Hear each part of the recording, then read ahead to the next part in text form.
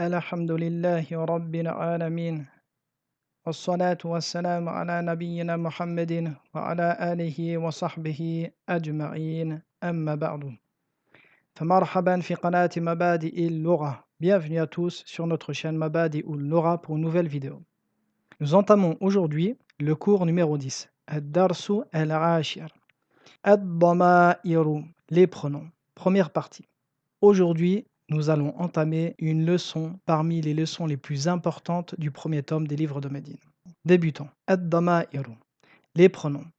Les pronoms dans la langue arabe sont de deux types. Munfasilatun wa muttasilatun, isolés ou affixés. Qu'est-ce que ça veut dire? Ça veut dire tout simplement que vous trouverez des pronoms qui sont des noms seuls, qui n'ont pas besoin d'être attachés à un autre nom ou un autre mot, et vous trouverez d'autres pronoms qui sont constamment rattachés à un autre mot.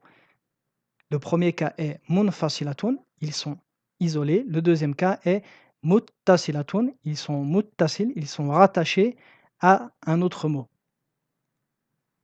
Ad-dama'iru al-munfasilatu, les pronoms isolés. Première chose, ils sont des noms. Ils sont des noms toujours. Deuxième chose, comme nous l'avons dit, ils sont munfasilatun, ils sont détachés. Ils ne sont jamais rattachés à un autre mot.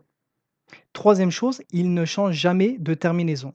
Ce qui est pour nous une facilité par rapport à cet i'rab, de savoir si c'est une kasra ou une dama ou une fatha. Quatrième point, les dama'ir al-munfasilatu sont de deux types. Marfu'a ou mansouba, ou alors raf'u ou nasbu. Nous allons voir dans cette leçon le premier type, raf'u. Donc, ad-dama'ir al-munfasilatu, quand ils sont marfu'a, ils s'emploient comme mubtada ou khabar ou fa'il. Reprenons. Ad-dama'iru al-munfasilatu, comme nous l'avons dit, sont de deux types, au raf'u et au nasbu. Chacun des deux types ont des pronoms propres à eux-mêmes. Vous voyez ici, exemple, ana, anta, huwa. Au nasb, iyaka, iyahu, et ainsi de suite. Le nasb, nous le verrons plus tard. Donc, voici la première catégorie et une des plus importantes. Ad-dama'iru al-munfasilatu al-marfu'atu. Donc, les pronoms isolés quand ils sont marfu'a. Les pronoms, comme dans la langue française, se divisent en trois catégories. Première personne, deuxième personne, troisième personne. En arabe, le terme désigné est différent. Nous disons el-mutakallimu, c'est l'orateur ou le locuteur. El-mukhatabu, l'interlocuteur. Wal-ra'ibu, l'absent. Pour faciliter la compréhension, j'ai volontairement repris les termes français. Donc première personne, el-mutakallimu. Deuxième personne, el-mukhatabu. Troisième personne, el-ra'ibu. Donc, el-mutakallimu possède deux damir. Le premier, ana, je, nahnu, nous. El-mukhatabu, la deuxième personne. Anta, toi au masculin. Anti, toi au féminin. Antuma, vous au duel. Antum, vous au masculin. Antunna, vous au féminin. Donc, vous voyez qu'en arabe, les pronoms sont bien plus détaillés que dans la langue française. Par exemple, on fait la distinction de la deuxième personne, masculin ou féminin. De même que nous faisons la distinction entre le pluriel pour deux personnes et le pluriel pour plus de deux personnes. Le duel ici, antuma, désigne toujours deux personnes. Que ces deux personnes soient masculins ou féminins. Ce qui importe ici, c'est le nombre. De même qu'il y a une distinction entre le pluriel masculin et pluriel féminin à la deuxième personne. Troisième personne, el-ra'ibu, l'absent. Huwa, il. Hiya, elle. Huma, il ou elle au duel. Hum, il au pluriel. Hunna, elle au pluriel. Donc voici tous les dama'iru, el-munfasilatu, el-marfu'atu résumés dans ce tableau. Mémotechnique pour el-mukhatabu, la deuxième personne. Vous voyez que la construction de base est toujours la même. Alif, nun, ta. Donc, el-fatha pour le masculin, el-kasra pour le féminin. Nous rajoutons tuma pour le duel, tum pour le masculin et tunna pour le féminin. Mais la construction de base est ant toujours. De même que el-ra'ib, la construction de base est quasiment la même. Hu, toujours ce ha. Hi, huma, hum, hun. Quant au masculin pluriel, il termine toujours par un mime précédé d'une damma. Regardez, antum, hum. De même que le féminin pluriel termine toujours par un nun mushaddada مفتوحة قبلها ضمة تن هن. Donc voici pour le mémotechnique. مثال هم في الفصل. Donc هم ici est un ضمير منفصل مرفوع et il est مبتدأ. Pourquoi est-il مبتدأ? Regardez la phrase attentivement. الجملة اسمية أم جملة فعلية? Est-ce que cette phrase commence par un ism ou par un fi'l? Cette phrase commence par un ism. Pourquoi? لأن هذا ضمير والضمير هو اسم. Comme nous l'avons dit, le damir est toujours un nom.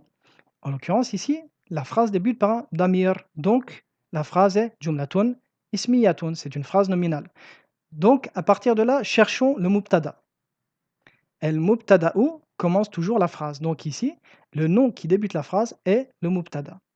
Donc, hum, nous dirons hum mubtada'un.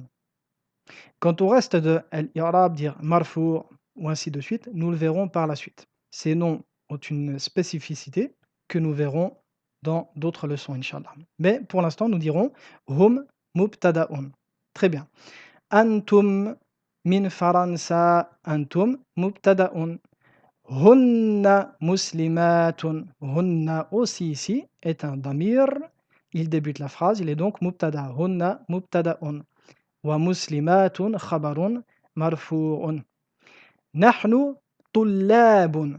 Nous sommes des étudiants. Donc nahnu qui est un damirun munfasilun marfu'un. Donc nahnu est mubtada'un. Ad-darsul ashir. Ceci est une discussion entre Hamid et Mohammed. Hamid. Man anta, qui es-tu? Mohammed. Ana talibun bil jami'a. Je suis un étudiant à l'université. Hamid. A anta talibun jadid? Es-tu un étudiant nouveau? Mohammed. Naam, ana talibun jadid. Oui, je suis un étudiant nouveau. Hamid. Min ayna anta? Et d'où viens-tu? Mohammed. Ana min al-Hindi. Je viens d'Inde. Hamid. Masmuka. Quel est ton nom? Mohammed. Ismi Mohammed. Mon nom est Mohammed. Hamid. Waman hadha al-fata alladhi ma'ak? Et qui est ce jeune homme avec toi? Mohammed. Huwa zamili. C'est mon camarade. Hamid. Ahuwa aydan min al-Hindi? Et est-il aussi de l'Inde ou d'Inde? Mohammed. La huwa min al-Yabani. Non, il vient du Japon. Hamid. Masmuhu, quel est son nom? Mohammed ismuhu Hamzatu. Son nom est Hamza. Hamid, ma lughatuka ya Mohammed? Et quelle est ta langue, ô Mohammed? Donc ici, repérez avec moi tous les ad-dama'ir, al-munfasilatu, al-marfu'atu. Tous les pronoms que nous avons vus jusqu'à présent. Où sont-ils? Man anta. Anta, qui est la deuxième personne pour le singulier masculin. Qui es-tu? Ana, première personne du singulier. Première personne au singulier. Je. A anta, ana, anta. A huwa, huwa ici, à la troisième personne pour le masculin singulier. Il, les, huwa aussi. Ici, l'exercice consistera à souligner tous les dama'ir. Deuxième partie du dialogue. Mohammed, l'orati al-urduniyatu. Ma langue est l'ourdou. Hamid, ahiya luratun sahlatun. Est-ce une langue facile? Mohammed, na'am, hiya luratun sahlatun. Oui, c'est une langue facile. Hamid, wa Hamzatu, ma luratuhu? Et Hamza, quelle est sa langue? Mohammed, luratuhu al-yabaniyatu. Wa hiya luratun sa'batun. Sa langue est le japonais et c'est une langue difficile. Hamid, Aina abuka ya Mohammed? Où est ton père, oh Mohammed? Mohammed, Abi fil Kuwaiti. Huwa tabibun shahirun. Mon père est au Koweït. Il est un médecin de renommée. Hamid, wa aina ummuka? Et où est ta maman? Mohammed, hiya aydan fil Kuwaiti ma'a abi. Hiya mudarrisatun hunak. Elle est également au Koweït avec mon père. Elle est professeure là-bas. Hamid. Adhahabta ila al-Koweït, ya Mohammed? Es-tu parti au Koweït, oh Mohammed? Mohammed, na'am, dhahabtu. Oui, j'y suis parti. Hamid. Wazamiluka, ayna abuhu? Et ton camarade? Où est son père? Mohammed. Abuhu fil yabani. Huwa tajirun kabirun. Son père est au Japon. C'est un grand commerçant. Hamid. Alaka akhun ya Muhammad. As-tu un frère, oh Muhammad? Muhammad. Naam. Li akhun wahidun. Oui, j'ai un seul frère. Ismuhu Usamatu. Son prénom est Usama. Wa huwa ma'i huna fil madinati al-munawwarati. Et il est avec moi, huna, ici, à Médine. Wali ukhtun wahidatun ismuha Zainabu. Wa hiya fil Iraqi ma'a zawjiha wa zawjuha muhandisun. Et j'ai une sœur qui se prénomme Zainab. Elle se trouve en Irak avec son mari. Son mari est ingénieur. Hamid. A'indaka sayyaratun ya akhi. Possèdes-tu une voiture, oh mon frère? Mohammed, la ma indi sayyaratun. Indi darrajatun. Hamzatu indahu sayyaratun. Non, je ne possède pas de voiture. Je possède un vélo. Hamza possède une voiture.